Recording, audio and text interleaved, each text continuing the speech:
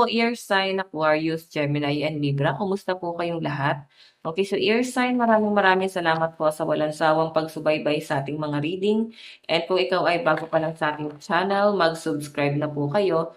And i-click mo na rin yung ating notification bell para lagi kang updated sa ating mga bagong upload. Okay, so Air sign, tingnan natin, gabay kapalaran. Okay, charm. Apprentice of Raindrop. So, air sign pagpapatawad to. Pasensya din. Parang kailangan mong pahabain yung pasensya mo. Um, Kailangan mas malawak pa yung pag-unawa mo. Medyo nagiging emotional. Yun yung pinapakita sa akin dito. So, air sign, kung makita mo kung bakit lumalabas yung charm dito, siguro medyo nagiging conscious ka na pagdating sa kinakain mo, pwedeng sa physical appearance mo, sa itsura mo, parang medyo nagiging, parang, tawag dito, um, banidosa. Okay. So, air sign sa pinapakita sa akin, ito yung nagpapadown sa iyo ngayon. Kasi pwedeng, parang may nangyayari na nade-develop sa personality mo. And sa physical din guys, na parang hindi mo gusto. Kaya medyo may magiging emotional dito guys. Yung iba sa inyo guys, calling yung nangyayari. Kasi feeling ni universe, wala kang natututunan eh. Wala ka sa path mo guys.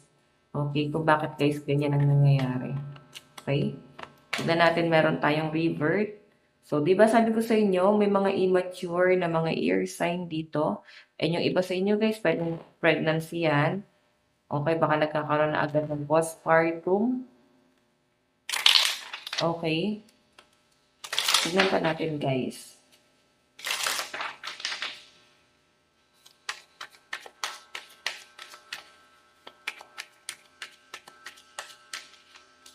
Meron tayong Master of Gems, Wealth.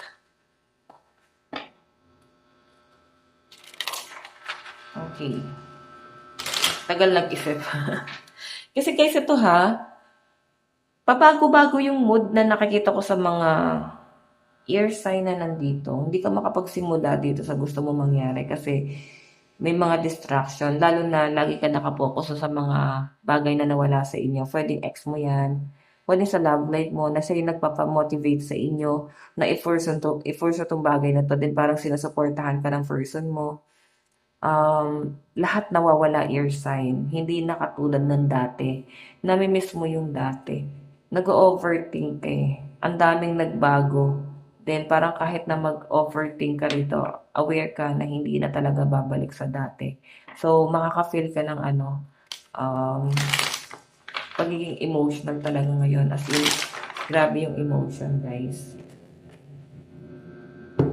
Okay? So, yung iba dito guys, maganda naman yung magiging daloy ng pera nyo kasi may control ka sa pera. Yun nga lang guys, dahil nga Master of Gemstone, no? Alam naman natin ang mga earth sign. Alam naman natin yung mga King of Pentacles, mamabagal mag-decide yan. Okay?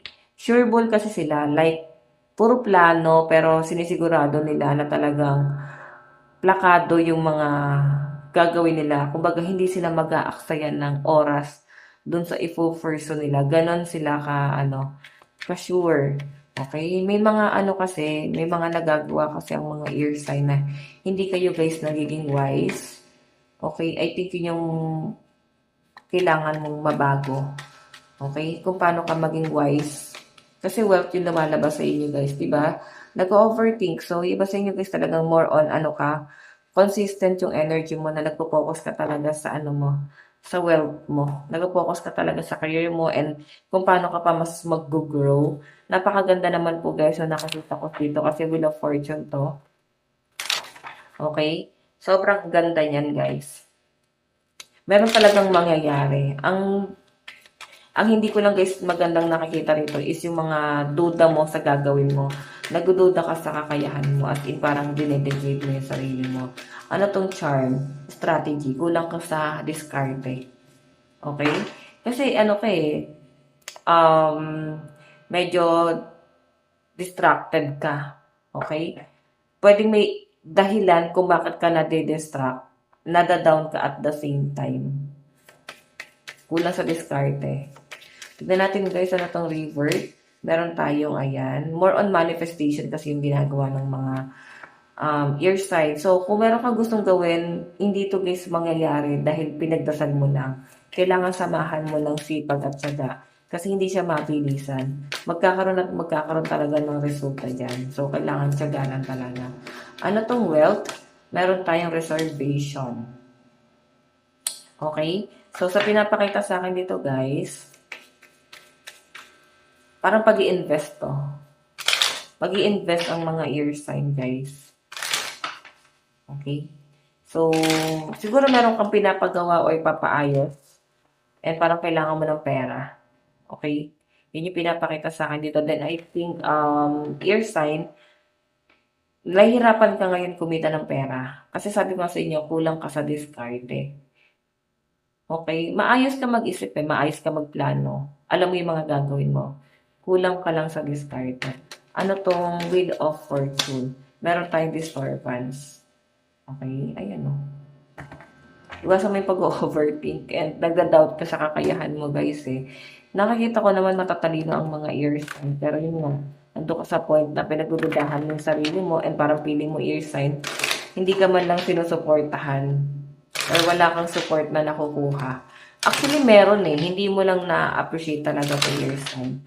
Maraming tao ang nakasupport sa inyo. And tignan natin guys, ano naman ang advice. Meron tayong believe in your good luck, diba? Maswerte ka. Sa lahat ng aspeto, kulang ka lang talaga sa diskarte. Wala kasing mangyayari kung wala kang gagawing hakbang. Okay, hindi madali ang lahat ng bagay, lahat yan pinaghihirapan. Walang tiyaga, yun nasasaga po sa mga ear sign dito. Hindi kayo gano'n nagtsatsaga, nakontento na lang din. Kung mataas ang ambisyon mo, dapat hindi ka lang basta makukontento. Okay, pero kung hindi naman guys, ayan, naniniwala kayo na malayo naman ang mararating nyo guys. So ngayon kasi, I think mas ipinapahinga mo yung isip mo. Kasi may mga ears dito na parang pagod na mag-isip, pwedeng hindi lang sa pag-isip. Ang dami nyo guys kino-consider, like ang dami mong inaasikaso, may mga anak na nag-aaral, pwedeng nag-aasikaso ka pa kung ikaw ay nasa bahay, pwedeng naglilinis ng bahay, wala kang trabaho. So sabi ko sa inyo guys, yung kung paano ka kumita is parang may side hustle ka. Okay? Yung pera is parang sinasarili mo lang siya. Okay? Or pwedeng sa sarili mo na wala ka namang ibang binubuhay ear sign. Diba? So, mas makakaipon ka dyan, guys. Gusto lang ng mga ear sign maging masaya. At parang piling mo hirap na hirap ka makuha yun. Okay, so guys, ito lang po ang inyong reading. Maraming salamat.